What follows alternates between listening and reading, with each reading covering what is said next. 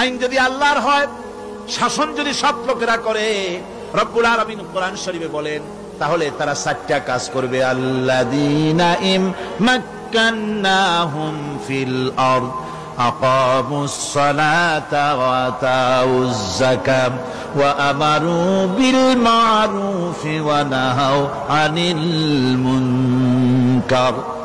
মুমিনেরা ক্ষমতায় এসে প্রথম যে কাজটা করবে, প্রথমে ক্ষমতায় এসেই নামাজ বাধ্যতামূলক করবে। প্রথম কি? ওয়াজ নসিহতে অনুরোধ করা হবে না, বাবাজিরা আল্লাহর রাস্তায় নামাজটা পড়ে না।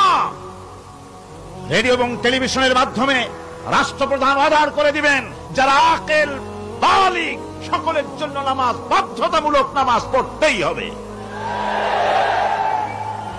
এটা অর্ডার। বেলা যখন 1টা বেজে যাবে, বেলা যখন 1টা বাজবে, সমস্ত মসজিদে আজান শুরু হয়ে যাবে।